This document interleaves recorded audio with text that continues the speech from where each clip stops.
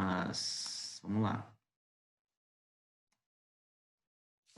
Então, o teu problema, ele tem 2 estágios.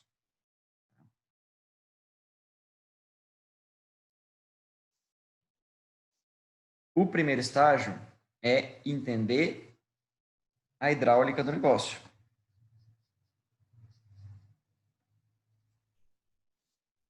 Princípio, acho que é Arquimedes, né? Diz.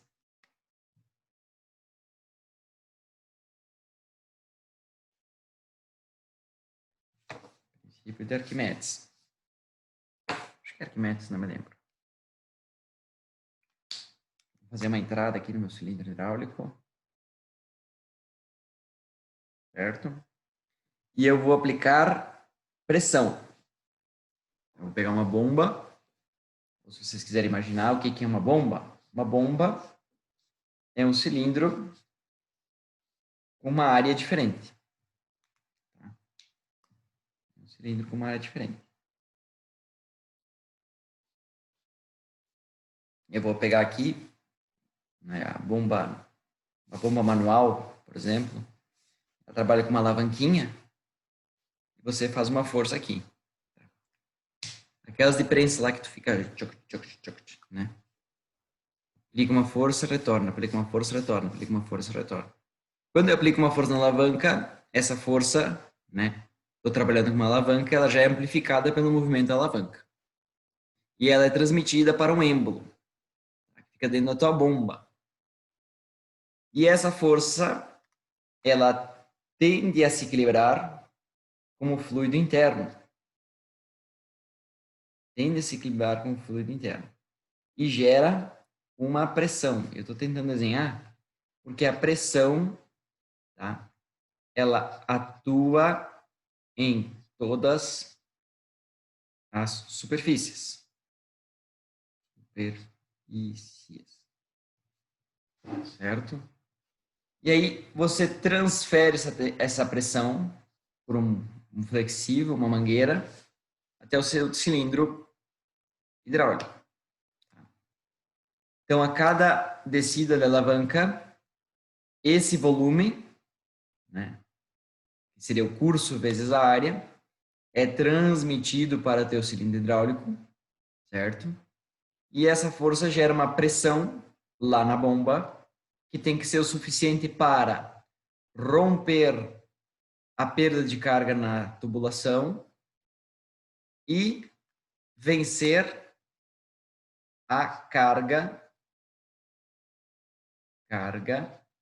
que está sendo aplicada sobre o cilindro hidráulico.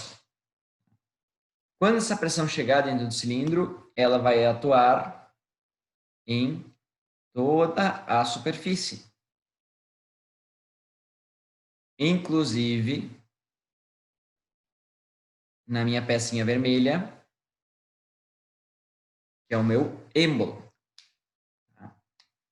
Se eu fizer um diagrama de corpo livre do êmbolo, o que eu vou visualizar? Eu vou visualizar a carga de um lado, a força de um lado e a pressão no outro lado. Se eu fizer um somatório de forças, né, em X, sendo esse aqui o eixo X igual a 0, né, ou seja, considero estática, de onde é que vem esse igual a 0? Na verdade, o somatório de forças, Newton nos diz que é igual a massa vezes a aceleração. Tá? Então, eu considero essa aceleração nula, um processo estático, embora, na verdade, não seja. Né? Estou acelerando, mas, enfim, eu considero aceleração nula, ou velocidade constante, ou velocidade igual a 0. E aí, o que eu tenho no somatório de forças em X? Eu tenho, do lado esquerdo, pressão vezes a área. Qual que é a área? A área do êmbolo. A área do êmbolo. Era isso aí, professor. Da minha parte já respondeu. Valeu, Tá? entendi agora. Isso aqui tem que ser igual à carga, que é a força. Carga, que é a força.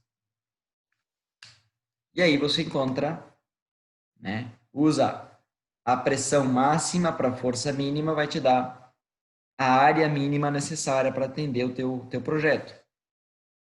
Essa área do êmbolo, tá, pelo formato construtivo,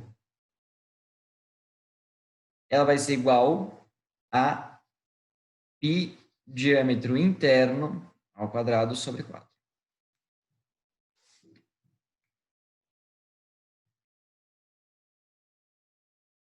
Aí, a partir desse diâmetro que você vai encontrar, tá, que é um diâmetro mais ou menos arbitrário, como disse o colega, porque você pode flutuar dentro de algum valor, né? Existe um valor mínimo, mas acima desse valor você pode pegar o valor que você quiser.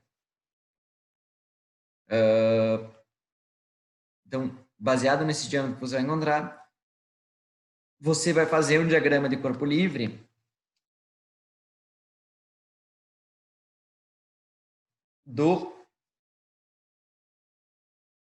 Como é que é o nome do cilindro, propriamente dito, né? Do cilindro. E aí é que entra a teoria dos vasos de pressão.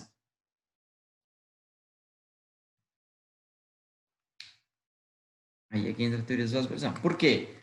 Porque eu tenho uma pressão interna e o meu cilindro se comporta como um vaso de pressão. Vou desenhar a tampa aqui também.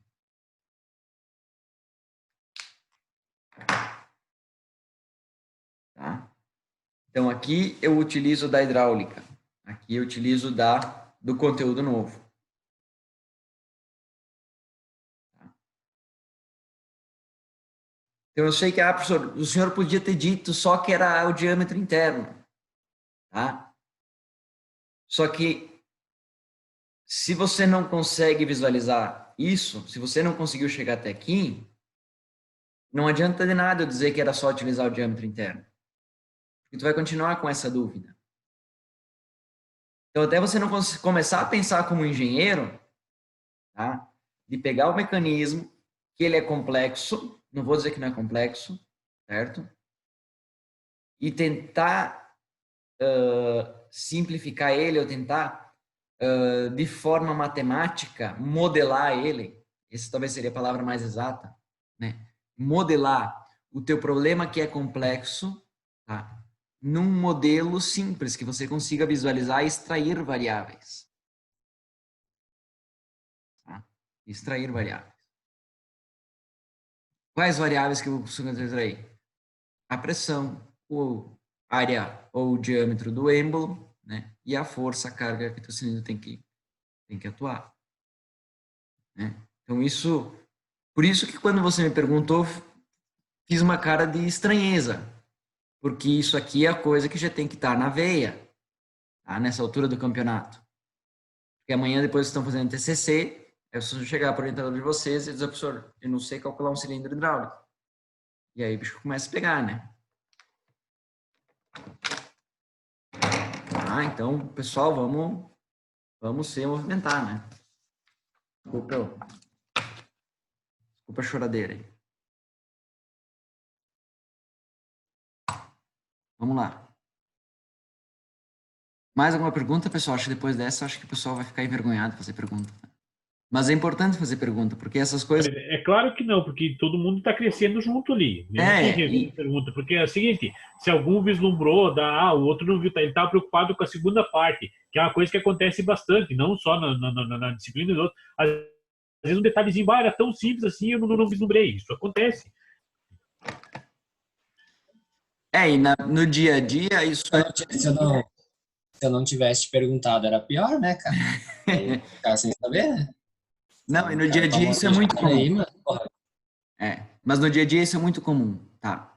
As pessoas vêm te perguntar alguma coisa e às vezes tu responde de forma errônea ou responde porque para ti aquilo já está claro, mas para outra pessoa não. Tá? Ah, tu que é engenheiro, não sei o que, não sei o que lá. Então, cara, senta do meu lado. Tu tem um tempinho? Aí tu começa a modelar isso aqui dessa maneira pro cara. Aí o cara vai pensar exatamente o que tu deve ter pensado. Pô, mas isso aí eu sei. Tu sabe, mas tu podia ter pensado antes de ter me perguntado, entendeu? Então, a gente assim acaba desenvolvendo um pensamento crítico, tá? E exportando esse pensamento crítico para as outras pessoas também, né? O que eu observo muito onde eu trabalho é isso aí. Às vezes o pessoal tem um monte de leis que segue, né? Isso aqui tem que ser 3. Isso aqui tem que ser 2. Aqui tem que ser o dobro. Aqui tem que ser metade. Mas elas não entendem o porquê realmente elas estão fazendo aquilo, certo? O que é bom e é ruim, porque às vezes a gente precisa seguir certas orientações cegas, né? Orientações cegas. Mas o mundo é tão flexível que, se você sabe o porquê das coisas, você consegue ter um diferencial competitivo e interessante, né? E quantas vezes a gente não viu um produto sendo lançado e olhou, por que eu não pensei nisso antes, né? Ou teu concorrente faz uma alteração mais simples que seja, e o teu cliente chega para ti e diz, olha só, isso que é um produto bom. Por que a gente não fez isso antes? Como é que ninguém não pensou nisso antes? Então, às vezes, o detalhe está na simplicidade, na simplificação. Na simplificação. Bom. Ô, professor, antes de tu seguir, vou pedir mais uma coisa. Manda lá. Então, ali no exercício, então, tipo, eu tô bem perdido, que eu sou o cara que veio lá do terceiro semestre pro sétimo aqui. Sim. A primeira coisa que eu vou buscar na questão para fazer é achar a espessura. Não. Não? Certo? A primeira coisa que você vai fazer é achar qual é a área que eu preciso ter para que a pressão gere a carga. Tá. E essa área vai me dar o diâmetro. Aí eu tendo o diâmetro, eu vou para a teoria de vaso de pressão. O exercício ele já me dá a pressão e a carga, né? Isso aí, a pressão Só para confirmar. e a carga. Aí você descobre a área, descobre o diâmetro interno. Beleza. Daí com o diâmetro interno, depois eu descubro a espessura. Teoria da vasopressão. Qual que é a teoria da vasopressão? Tensão é igual PD sobre 2T? D sobre 2T. Aí, a pressão você tem. Tá? Por quê? Porque a mesma pressão que atua no êmbolo, como a pressão atua em todas as superfícies, é a pressão que atua dentro do cilindro, né, que faz ele falhar como se fosse um vaso de pressão. Uhum. Mesma pressão você tem. Interno, você já calculou. Essa equação aqui. Sim. Então, talvez aqui fique uma dúvida. A tensão que eu vou utilizar? A tensão tem que ser tal que garanta o coeficiente de segurança. Então, o que é o coeficiente de segurança? O coeficiente de segurança é a resistência sobre a tensão. Sobre tensão. Sigma. Então, a tensão que eu vou utilizar vai ser o coeficiente de a tensão de escoamento dividido pelo coeficiente de segurança. Que nem a gente fez naquele lá do reservatório de ar que a gente dividiu por 3. Exatamente. Tá. Exatamente. E aí, essa tensão aqui, o pessoal chama de tensão admissível. Ela é muito utilizada para dimensionamento. Qual tensão que eu posso chegar? Porque se eu sei qual tensão que eu posso chegar, eu sei, né, eu consigo relacionar com essa fórmula aqui. Beleza. Aí daqui você encontra a espessura. Tendo o diâmetro e a espessura, você vai para o catálogo. Ver o que o cara, né, o que o teu fornecedor, ou o que você tem disponível no mercado. Tá? Do catálogo, você extrai os raios interno e externo, é o RI e o R0. Tá? RI e R0. E aplica a teoria de vasopressão de parede espessa. que é essa equaçãozinha aqui, ó. Aí você vai encontrar uma tensão, aí você volta com a tensão e encontra o coeficiente de segurança real do teu produto real. Entendeu? Uhum. Então, primeiro você utiliza a segurança como um amplificador de força, né? Porque, olha, ele vai multiplicar, ele está aqui para multiplicar a tensão ou dividir a resistência, né? Enfim, como um fator.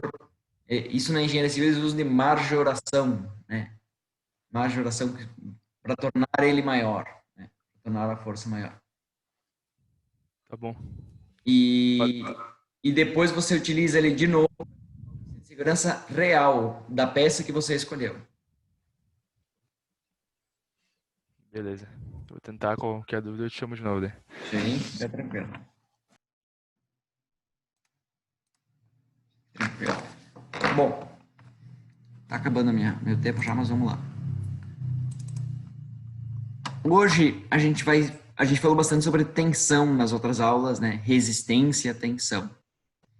Hoje eu vou começar a aula dizendo que nem sempre, tá? Nem sempre, dependendo da área, normalmente não, a tensão é fator delimitante para dimensionamento. Nem sempre a tensão é fator limitante para o dimensionamento. Como assim, professor? Eu acho que o exemplo mais legal que a gente pode imaginar é uma ponte. Tá? Uma ponte. Ou uma passarela. Tá? Passarela. Se você não é engenheiro mecânico, né? E mesmo se for, e você olha assim uma passarela, e você sobe em cima da passarela e sente que ela não está rígida, tá? Que ela tem uma deflexão muito grande, né? Você aperta, né? Você aperta, não passa nem o Wi-Fi, certo? Por quê? Porque a deflexão é um parâmetro físico muito importante para o dimensionamento do ponto de vista de conforto. E não só isso, do ponto de vista funcional também, certo? Do ponto de vista funcional também. Eu tenho esse exemplozinho que o professor me falou quando eu estudava, e volta e meia eu lembro. Às vezes eu esqueço, tá? Mas às vezes eu lembro. Eu tenho 6 minutos, eu vou tentar terminar antes dos 6 minutos aí para a gente começar conteúdo limpo na próximo período. Próximo período, no próximo link. Então, vamos imaginar a praia. Tá? Você está lá na praia, acorda cedo, tá? Vai dar uma caminhada na beira da praia, aquele cenário bonito, né? Cheio de mulheres apetitosas, né? Esbeltas, não sei mais o que falar, mostrando as suas qualidades físicas. Tá? E aí, você está caminhando na beira da praia e visualiza um palito, né? Um moleque. Um moleque. Desenhar chão, senão vocês vão achar que eu sou louco. E esse moleque está desenhar um plano assim, com uma vareta. Uma vareta. E ele está escrevendo na areia. O que escreveria, sei lá, o que o moleque escreveria hoje em dia na areia? Ele está escrevendo... como é que é o nome daquele joguinho lá? Patu. Como é que é? Free Fire. Free Fire. Free Fire. Está escrevendo Free Fire. Aí, que acontece, pessoal? Ele está tentando escrever Free Fire, mas ele não está conseguindo. Por quê? Porque a vareta dele não tem rigidez. Baixa rigidez. Então, se você pegar uma vara mole e tentar escrever na areia, tá? Você tem que ter um contato, você tem que ter um controle muito bom. Um controle muito bom, certo? Se você pegar uma vareta rígida,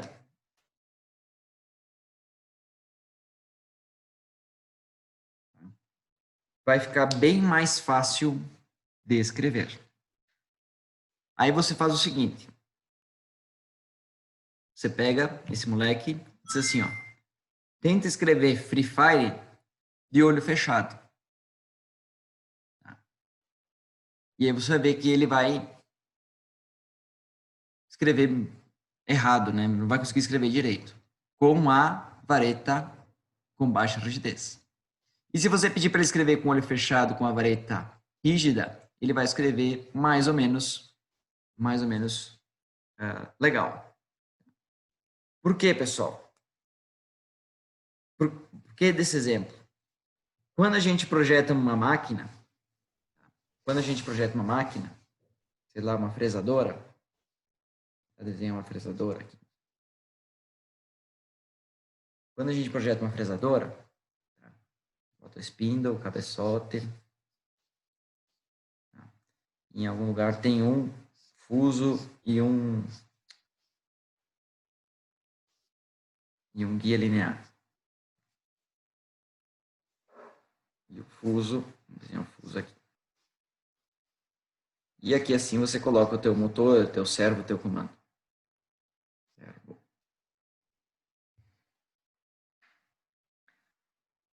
A tua máquina, o teu servo, é como o gurizinho de olho fechado, certo? Você vai dizer para o servo, dá 3 voltas, né? Dá 3 voltas.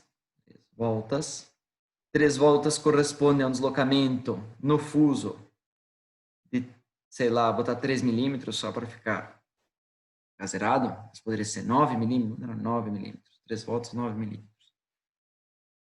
Tá? E ele vai deslocar. Se a tua máquina não tiver rigidez suficiente, tá? Que você tem o teu bloco, o que vai acontecer com essa máquina? Quando você aplicar força aqui, ela vai sofrer uma deflexão. E essa deflexão vai fazer com que o deslocamento de 9 milímetros na máquina gere um deslocamento de 8,99 milímetros na ponta da broca. E essa é a medida que vai ser transmitida para a peça. Então, olha só, assim como o moleque com a vara mole não consegue escrever direito, tá? A tua máquina, se ela não tiver rigidez adequada, ela não vai conseguir reproduzir o comando que você enviou para o servo para a tua peça. Tá entendido isso? Tá claro isso?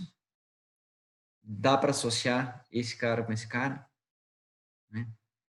Então, nesse caso, o critério de rigidez, de deflexão, de deformação é mais importante do que o critério de resistência. Se minha máquina ela foi bem dimensionada, ela vai aguentar, mas ela vai sempre ter um erro dimensional associado. Tá? Se eu quiser produzir peças de de maior precisão, vai ficar difícil. Tá? O que você pode fazer é abrir o olho do moleque, que é